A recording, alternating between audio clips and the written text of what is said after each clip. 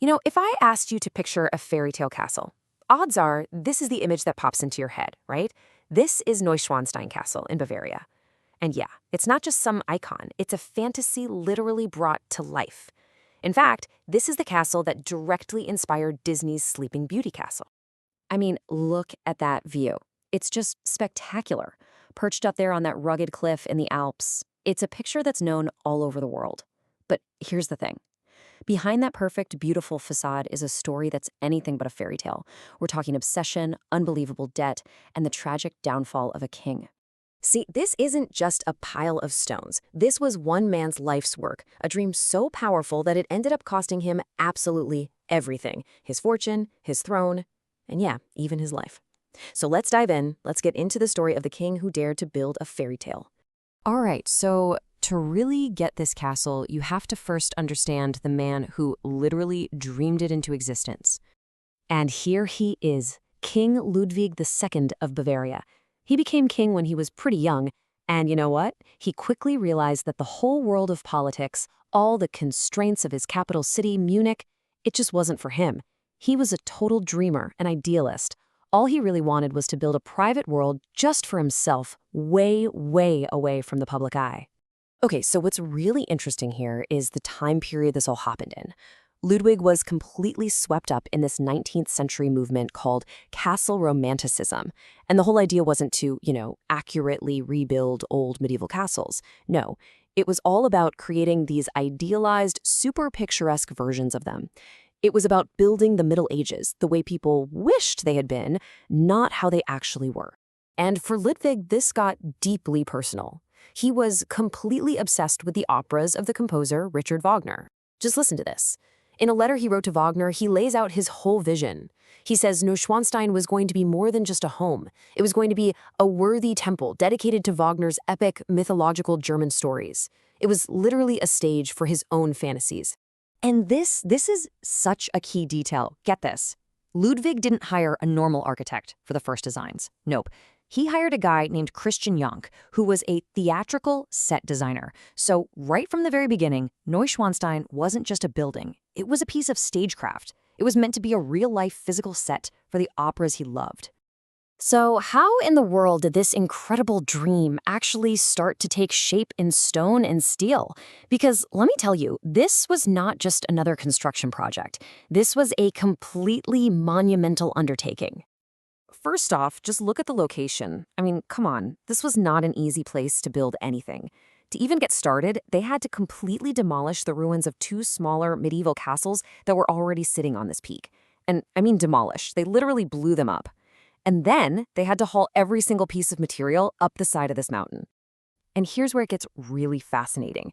Because while it was designed to look like this perfect medieval knight's castle from the outside, on the inside, it was a total marvel of 19th century technology. We're talking steam-powered cranes to lift all the materials. The magnificent throne hall was so huge it needed a modern steel framework just to hold it up. It was old-world fantasy built with new-world tech.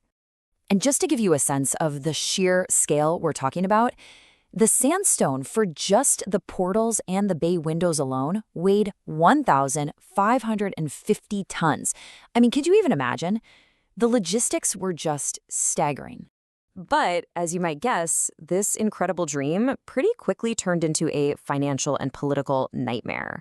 And it's really important to note, Ludwig was paying for all this with his personal fortune and private loans, not state money. But even so, the costs were just spiraling completely out of control. So, the first estimate for the whole castle was about 3.2 million marks. By the time Ludwig died, the cost had already exploded to 6.2 million marks, and it wasn't even close to being finished. And listen, that was just for this one castle.